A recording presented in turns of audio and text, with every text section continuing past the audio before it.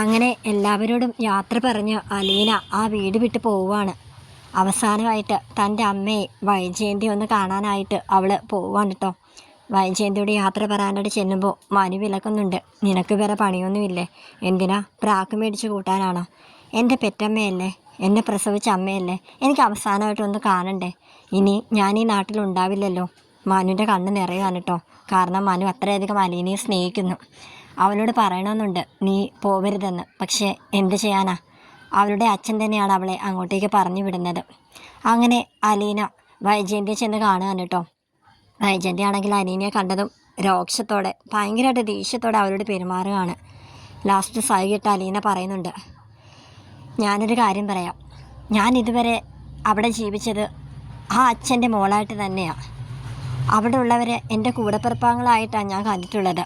അമ്മയെ ഞാൻ എൻ്റെ സ്വന്തം അമ്മേനെ പോലെയാണ് കണ്ടിട്ടുള്ളത്. പക്ഷേ എനിക്കറിയാം എന്നെ അങ്ങനെയൊന്നുമല്ല തിരിച്ച് കാണുന്നതെന്നൊക്കെ. എന്നാലും ഞാനൊരു കാര്യം പറയാം. അവിടെ ചെന്നിട്ട് അച്ഛൻ്റെ നേരെ വാശി പിടിച്ച് ഓരോന്ന് പറയരുത്. മക്കൾ പറയുന്നതൊക്കെ അനുസരിച്ച് ജീവിക്കണം. വൈജയന്തി അപ്പോഴും പറയുന്നുണ്ട്, നീ പറയുന്നതൊക്കെ അക്ഷരം പ്രതി ഞാൻ എന്തിനനുസരിക്കണം? നീ ഇവിടെ യാത്ര പറയാനായിട്ട് വന്നത് തന്നെ തെറ്റ്. ഇപ്പം നിനക്ക് യാത്ര പറച്ചിലാണല്ലോ ഏറ്റവും മുഖ്യം. പറഞ്ഞല്ലോ, എന്നാ നീ ഇവിടുന്ന് പടി ഇറങ്ങുമെന്ന് പറഞ്ഞ് നമ്മുടെ വൈജയന്തി അലീനയെ ഇങ്ങനെ ആട്ടിവിടുകയാണ് കേട്ടോ.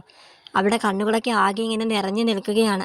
സത്യം പറഞ്ഞാൽ അവൾക്ക് പോകണമെന്ന് ഒട്ടും തന്നെ താല്പര്യമില്ല. പക്ഷേ സ്വന്തം അമ്മ അവളെ മനസ്സിലാക്കുന്നില്ലല്ലോ.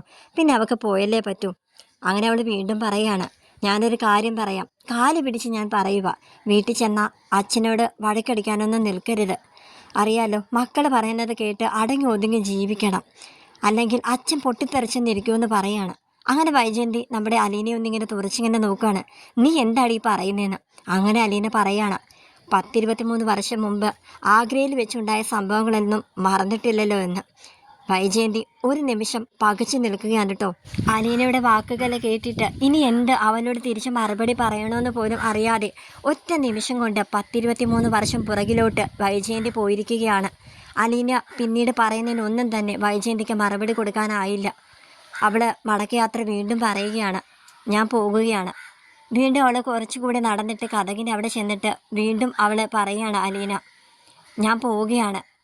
അപ്പോഴും വൈജയന്തി ഒന്ന് തിരിഞ്ഞു നോക്കുക പോലും ഒന്നും ചെയ്തില്ല. ഒരു മറുപടിയും അവൾക്ക് കൊടുത്തില്ല. ആ ഒരു കാര്യം പറഞ്ഞതിന് പിന്നിൽ എന്തായിരിക്കും എന്നിങ്ങനെ ചിന്തിച്ചിങ്ങനെ സ്തംഭിച്ചിങ്ങനെ നിൽക്കുകയാണ് വൈജയന്തി. അവൾക്ക് ആ ഒരു ഷോക്ക് സത്യം പറഞ്ഞാൽ മാറിയിട്ടില്ല. അങ്ങനെ നമ്മുടെ അലീന അവിടെ നിന്ന് ഇറങ്ങുകയാണ് കേട്ടോ. മനു ചോദിക്കുന്നുണ്ട്, നല്ല പ്രാക്ക് കിട്ടിയിട്ടുണ്ടല്ലേ അല്ലേ? നിന്റെ മുഖം കണ്ടാലറിയാം. ഇനി ചെന്ന് മുത്തശ്ശിയോട് യാത്രയെന്ന് പറയാണ്. മുത്തശ്ശി അവളോട് ചോദിക്കുന്നുണ്ട്, വൈജയന്തി എന്ത് പറഞ്ഞെന്നൊക്കെ. എനിക്കറിയാം നിന്നോട് ഭയങ്കര വെറുപ്പല്ലേ അവൾക്ക്. എന്നോട് ക്ഷമിക്കണം പോലെ, കുറച്ച് നാൾ ഞാൻ നിന്നോട് കുറച്ച് അകൽച്ചയൊക്കെ കാണിച്ചെന്ന് മുത്തശ്ശി ഇങ്ങനെ നമ്മുടെ അലീനയോട് സങ്കടപ്പെട്ട് പറയുന്നുണ്ട് കേട്ടോ. അലീന അപ്പോൾ പറയുന്നുണ്ട്, അതൊന്നും സാരമില്ല. ആദ്യം മുത്തശ്ശിക്ക് എന്നെ ഭയങ്കര കാര്യമായിരുന്നല്ലോ. പിന്നീടല്ലേ ആ ഒരു കാര്യമൊക്കെ പിന്നീട് ദേഷ്യമായിട്ടൊക്കെ മാറിയത്. പിന്നീട് നമ്മൾ പിന്നെ കൂട്ടായിരുന്നല്ലോ. അതുകൊണ്ട് അതൊന്നും ഓർത്തിട്ട് മുത്തശ്ശി സങ്കടപ്പെടേണ്ട ഒരു കാര്യമില്ല. നമ്മൾ തമ്മിൽ നല്ല സ്നേഹമല്ലേ.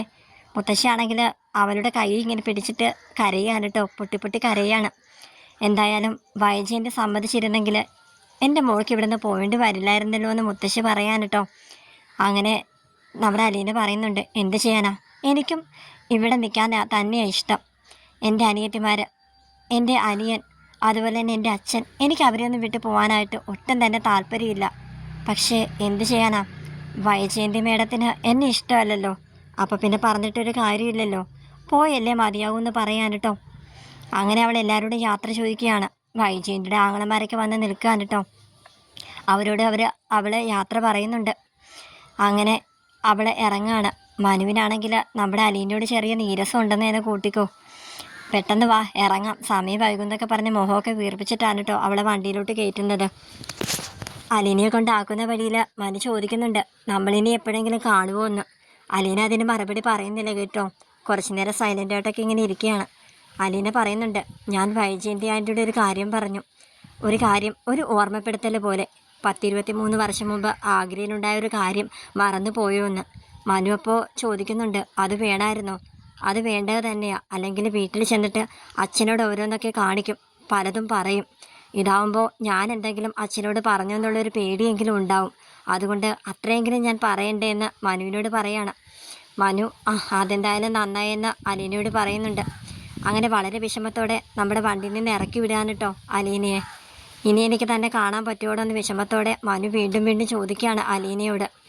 എന്നെ എന്തിനാ മനുവേട്ടൻ കാണുന്നതെന്ന് നമ്മുടെ അലീന ഇങ്ങനെ തമാശയ്ക്ക് ചോദിക്കുമ്പോൾ കൊള്ളാം, അത്രയ്ക്കേ ഉള്ളൂ എന്നിങ്ങനെ സങ്കടപ്പെട്ട് തിരിച്ച് ചോദിക്കുകയാണ് മനു.